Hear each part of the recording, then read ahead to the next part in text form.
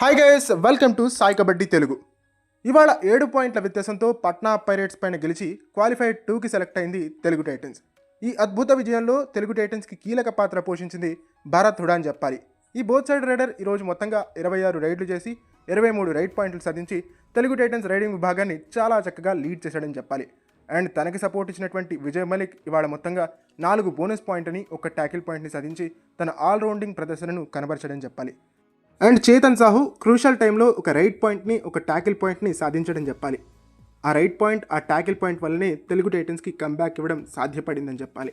ఇక డిఫెన్స్లో crucial performances వచ్చేసరికి శుభం షిండే ఇవాళ 8 ట్యాకిల్స్ ఇనిషియేట్ చేస్తే 3 విజయం సాధించాడు. 3 ట్యాకిల్ పాయింట్స్తో టాప్ డిఫెండర్గా ఉన్నాడు తెలుగు టైటన్స్ సైడ్ నుంచి. ఇక అతని తర్వాత అజిత్ పవార్ కూడా బాగా పర్ఫామ్ చేశాడని చెప్పాలి. ఇవాళ అజిత్ పవార్ 8 ట్యాకిల్స్ ఇనిషియేట్ చేస్తే 3 విజయం సాధించాడు. తనకు కూడా 3 ట్యాకిల్ పాయింట్స్ ఉన్నాయి.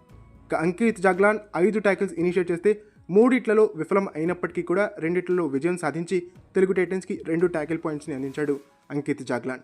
డిఫెన్స్ కొంచెం ఫేడ్ అవుట్ అయినట్టుగా ఈ మ్యాచ్లో కనిపించింది. అయాన్ లోచబ్ షోకి ఒకంత కట్టడి చేసినప్పటికీ కూడా అంతలా కట్టడి చేయలేకపోయారు తెలుగు టైటన్స్ డిఫెండర్స్. వచ్చేటువంటి మ్యాచ్లో డిఫెన్స్ని కరెక్ట్ చేసుకోవాలి.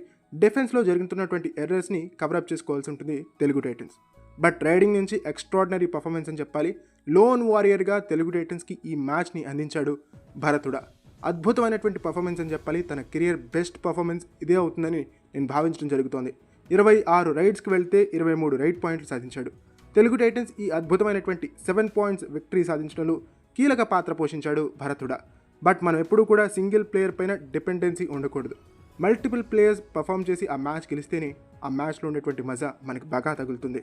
అండ్ రాబోయేటువంటి 2 మ్యాచ్లు తెలుగు టైటన్స్ గెలవాలి అంటే కనుక డిఫెన్స్లో జరుగుతున్నటువంటి ఎర్రర్స్ని ఖచ్చితంగా రెక్టిఫై చేసుకోవాలి తెలుగు టైటన్స్. రాబోయేటువంటి మ్యాచ్లో తెలుగు టైటన్స్ పునేరి పల్టన్తో తలపడతారు. ఒకవేళ పునేరి పల్టన్తో కూడా గెలిస్తే అప్పుడు ఫైనల్ మ్యాచ్లో దబాంగ్ ఢిల్లీతో తలపడే అవకాశం ఉంటుంది తెలుగు టైటన్స్. ఓకే, ఇది ఫ్రెండ్స్ ఈ వీడియో కనుక మీకు నచ్చినట్టయితే లైక్ చేయండి, షేర్ చేయండి, మన ఛానల్ని సబ్స్క్రైబ్ చేసుకుని పక్కన బెల్ ఐకాన్ ప్రెస్ చేసి ఆల్ ఆప్షన్లో సెట్ చేసేసుకోండి. అండ్ చివరిగా పట్నా పైరేట్స్ నుంచి కూడా అయాన్ లోచబ్ క్రూషియల్ పర్ఫార్మెన్స్ ఇచ్చాడు. 22 రైడ్ పాయింట్లు సాధించాడు ఇవాల్టి మ్యాచ్లో అయాన్ లోచబ్.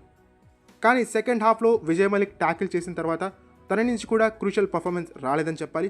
కింద కట్టడి చేశారు తెలుగు టైటన్స్ డిఫెండర్స్.